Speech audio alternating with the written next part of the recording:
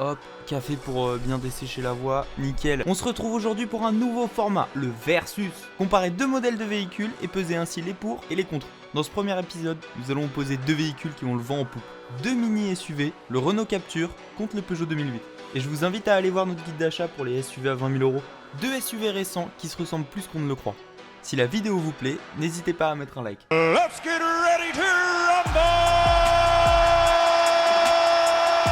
Alors, pour commencer, chose à savoir, c'est que le Captur, c'est une Clio 4 surélevée. Et le 2008, c'est une 208 surélevée. Ce sont des SUV, donc l'habitabilité est super importante. Avec un gabarit moins important, le Renault Captur laisse autant de place aux passagers que le 2008. Pareil au niveau du coffre, qui est plus important pour le Captur. Cependant, dès qu'on abaisse les banquettes, c'est le 208 qui a un volume plus important. Niveau poste de pilotage, le Captur est assez classique. Il reste dans l'air du temps et la qualité des matériaux est très respectable. Le 2008 quant à lui est bien plus original. Par contre, certains matériaux ne sont pas d'aussi bonne qualité que dans le Captur. Donc soit vous misez sur l'originalité, soit sur la qualité.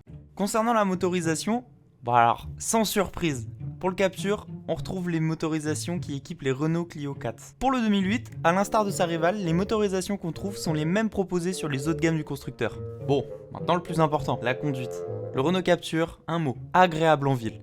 Équipé de sièges confortables et d'une petite suspension douce, le Renault Captur est facile à prendre en main. La conduite s'avère être très agréable. Bon, le seul bémol, c'est la vibration à haute vitesse, qui est due à une qualité médiocre des plastiques et une finition un tantinet bâclée. Cela dit, pour un usage urbain, le Renault Captur fait largement l'affaire. Donc dans Paris, c'est nickel pour rouler à 30. Le Peugeot 2008, la sobriété et l'agrément de conduite. À son volant, on s'y sent tout de suite bien, grâce à son intérieur moderne et de belles finitions.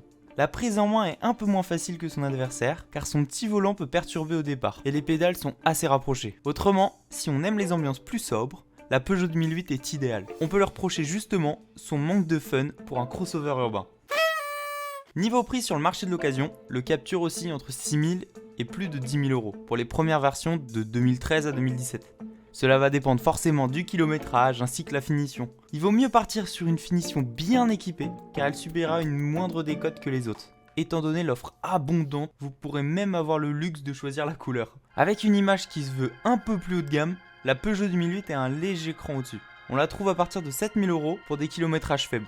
Les SUV sans interface tactile sont totalement à proscrire de vos choix, car ils ont tendance à fortement décoter en comparaison à ceux qui possèdent davantage d'équipement. Idéalement, il faudrait se tourner vers de meilleures finitions telles que Allure et pourquoi pas Féline. Les autos les plus riches en options ont tendance à garder une cote convenable. Donc en conclusion, ces deux véhicules sont de vrais best-sellers. Que ce soit niveau design ou conduite, il n'y a rien à redire. Dites-nous quel véhicule a gagné selon vous, parce que nous, on va pas les départager. Merci d'avoir regardé cette vidéo. Si le concept vous plaît, faites-le nous savoir en mettant un like. Donnez-nous des idées de versus que l'on pourrait faire. Et puis on a juste à se retrouver la semaine prochaine pour une nouvelle vidéo.